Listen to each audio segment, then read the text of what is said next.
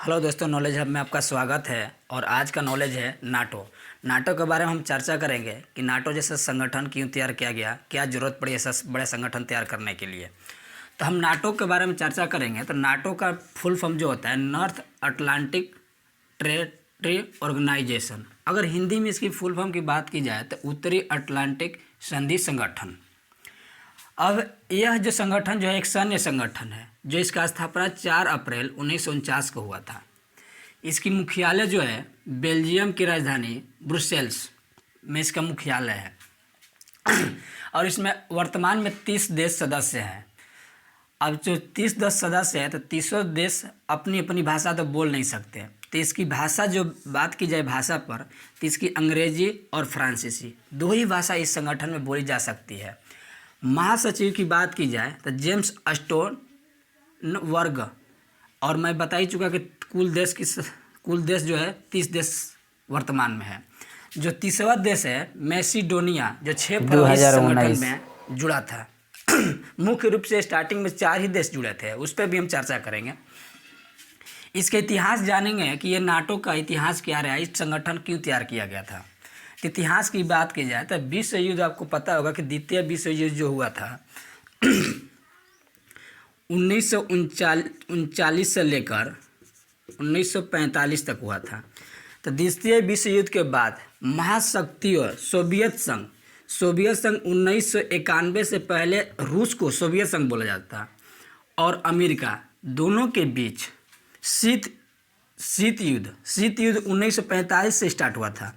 शीत युद्ध जो हुआ था 1945 से स्टार्ट हुआ था, जो कि मुख्य रूप से सोवियत संघ और अमेरिका के बीच हुआ था। ये शीत युद्ध एक ऐसा युद्ध था कि जो दोनों देश एक खुलकर आपस में नहीं लड़ते। जो अगल बगल देश यहाँ कब्जा करना, वहाँ कब्जा करना, दूसरे देश इसमें ज़्यादा बर्बाद होते। ये शीत युद्ध में एक भी गोली नहीं चलाए थे दोनों देशों ने। और फल्टन भाषा और टूमेंट सिद्धांत के तहत एक इनका सिद्धांत बना था। सिद्धांत के तहत जब समावादी प्रसार को रोकने की बात कही गई तो सोवियत संघ अंतर्राष्ट्रीय संधियों का उल्लंघन कर दिया। ये अपनी बात पे अटल नहीं रहा। 1948 में जर्मनी की राजधानी बर्लिन में आया और उस बर्लिन को नाकेबंदी कर दी। नाकेबंदी मतलब होता है इसको पूरी तरह से उस राज्य में अपना राजस्व बढ़ाना। फिर यूरोप वाले ने एक विचार किया कि एक ऐसा संगठन बनाया जाए कि अपने सदस्य देशों की सुरक्षा स्वयं कर सके। तो एक देश इसमें शामिल तो होना मुश्किल है।